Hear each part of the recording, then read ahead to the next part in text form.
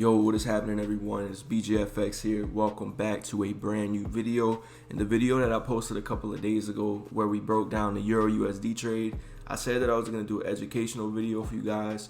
So as of right now, it is 4:02 a.m. It's a couple of hours in the London session, and I'm not really seeing anything that meets my rules. I'm kind of just waiting for my entry criteria to be met. But as of right now, I'm basically just waiting. So I figured, why not get on here and record the video, which is going to be purely educational, right? So in today's video, we're going to talk a little bit about a simple perspective of viewing the market from a smart money perspective that is very powerful, but is also very simplified. So without further ado, man, let's go ahead and get into it. As usual, if you enjoy, if you like the video, if you learned something new, make sure to hit the like button, also subscribe, comment any questions that you may have, right? So let's not waste any time. We're gonna go ahead and get right into it.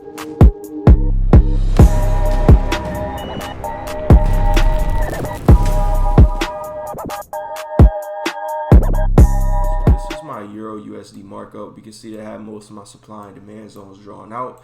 But to get into the overall way of viewing the markets from this perspective, right? When we talk about strategies, when we talk about approaches that people subscribe to when it comes to trading, there's probably one common belief that we all have, and it is that markets trend, right? Markets trend, and most of the time when they trend, you're gonna see what we call the impulse, a correction, and then another impulse. So based on what type of trader you are, you might just be a Fibonacci trader and you might trade the pullback through that. You might be a support resistance trader. You might be a supply and demand trader. But one of the most common beliefs, right, is that the market trades with the impulse, the correction, and then another impulse. And then in the opposite way, we have the impulse, correction, and another impulse. So we're going to be breaking this impulse down and breaking this entire simple way of viewing a trending market into a more detailed way of viewing things, so that you actually have a why behind price, right? Because when you take price, and let's just say you enter on a fib, you draw it from the high and the low, you don't actually know when it's going to react to the fib, whether it's going to react to the 618, the 786. It just really all depends, right? So we're going to break things down in a much more detailed way that allows you to actually know the why behind the way price moves. So let's go ahead and start our high off by viewing the markets as, let me bring that back. We're going to draw this one more time. Viewing the markets as a range, manipulation of the range, and then a drop. So this is what most people will know, right, as that impulse move. We're going to view this from a downside direction, so a bearish point of view. But this is that range. This is the manipulation above the high of the range before a drop. So typically, this is going to leave a strong area for sellers, right? So this is where sellers initially took control. So if we were to draw back right into the area where sellers took control, we would at least believe and have a bias that potentially sellers can regain control from the same area. Now, in the midst of price impulsing, correcting, and then continuing, you're going to see things internally within the range of price being in its high and in its low. And this is what some people are going to be viewing as liquidity, equal highs, equal lows, and things like that. Me personally, I believe if you understand supply and demand very thoroughly, then the liquidity is going to take care of itself. You're going to see things in between each supply and demand zone. But we can see that this is our range. This is our manipulation of the range before the drop. So this is going to be significant supply left in the markets. And we know that if supply outweighs demand, price is going to drop. If demand outweighs supply, price is going to raise, right? So if demand is greater than supply, we need higher prices so that sellers could come in. And then if supply is greater than demand, right, we need lower prices so that buyers can come in. So it's a constant flow that needs to be exchanged in order for the markets to move properly. So we can see that this was our high, this was our low point, and then from there you may see some type of reaction. Let's just say we spike up, we drop off a little bit more, and now we create this new level of supply. Let's say that we react a little bit, we come down to here, and then we initially break structure. Now this was the new supply that was created, and then let's say we come down, we trigger into new demand.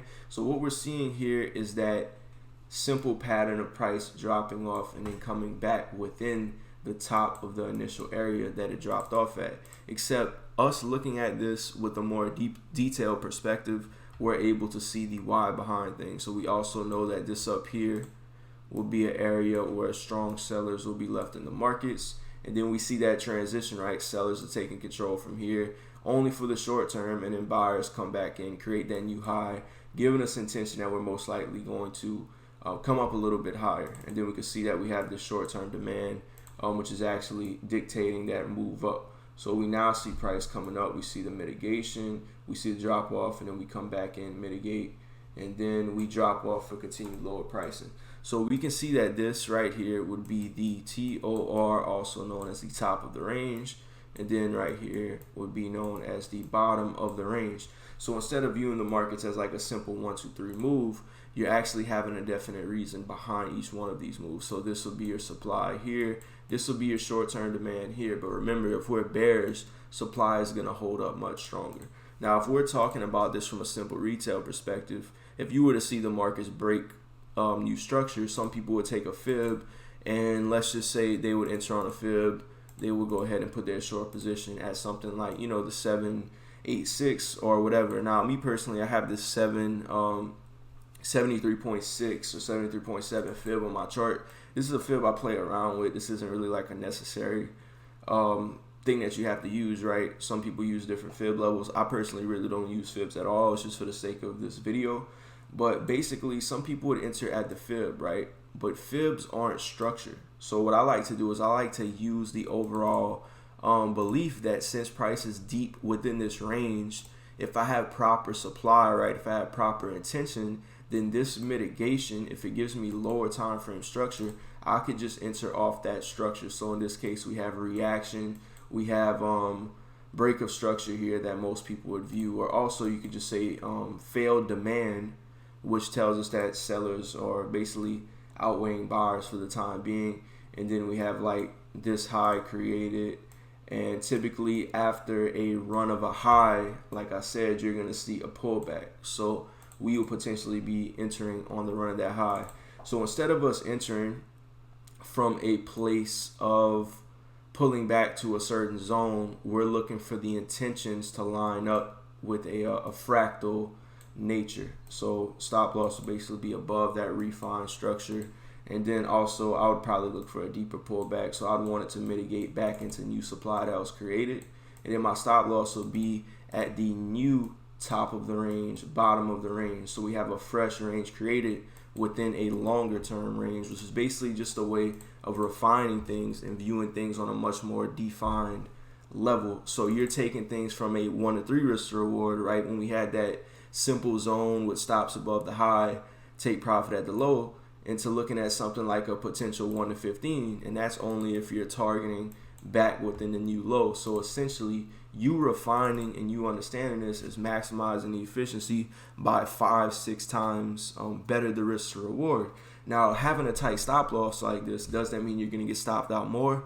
Of course, it does mean you'll get stopped out more, but since your wins are so big, it builds more confidence, it puts more confidence on the table for you, and it also gives you more of a sense of reasoning behind price. So instead of entering and asking yourself, you know, will this level hold up? Will this support resistance hold up? You're understanding the nature of price. Now, YouTube, you know, me posting this here, I'm not going to have enough time to explain everything about supply and demand, but basically just understanding the intentions around our zones and really trading the intention on the small scale of things compared to the bigger picture. And instead of just entering with the fact and us understanding that, okay, price is bullish or price is bearish, we're breaking down the entire reasoning behind price, you know, based off supply and demand. So that's basically the way I like to look at it, guys. Just looking at price, right? If we were to come back here, and I want to keep this video short and very detailed, but we have the same thing going on, right? So this high here showed us intention of a break of structure. Buyers come in from demand. What do? We keep this temporary high. We take the temporary high into the mitigation. And then once we start to see this, we're seeing that sellers are holding control. We have weak intention at demand. Temporary highs into the mitigation of this 15-minute zone. And then what do we have, right? Looking at this high will be the top of a fresh range. This low will be the top of a fresh range. And then our entry is just a refined way of viewing things. So it's just constant refinement. So we have like top of range, bottom of range. And let me just clear everything up really quick. We're just going to clear everything up. So remember this fundamental way of viewing things, but also remember the details and reasoning behind it. So we could see that like This is the top of this range. This is the bottom of this range. This is the top of this range. This is the bottom of this range. Okay, this is the top of this range. You could basically say this is the same bottom, just because of the way price moved in this case. But this bottom of the range is coming from this demand, which shows us weak intention. And then if we just go to the replay and we bring it back to here so we can get a closer look, we can see that once again we're seeing the same thing repeat itself over and over again. So this is the top of this range. This is the bottom of this range. And then there's the mitigation after understanding that sellers are overtaking buyers, at least for the time being. And this was a little bit late into New York session. So just to, recap everything, what we're doing here is we're having a reasoning behind price. There's a fundamental belief that price moves like this when it's trending. So instead of just looking at it and saying it's bullish or bearish, we're actually starting off here and we're slowly refining down to the point of entry, and then that's when we execute. So that has been it for this video, guys. I hope y'all enjoyed this overall recap, this overall perspective and way of viewing things. It's been BG. I just wanted to get on here and add a little bit of value for y'all. Without further ado, I will see y'all on the next one. If you learned something new, go ahead and hit the like button. I will see y'all soon.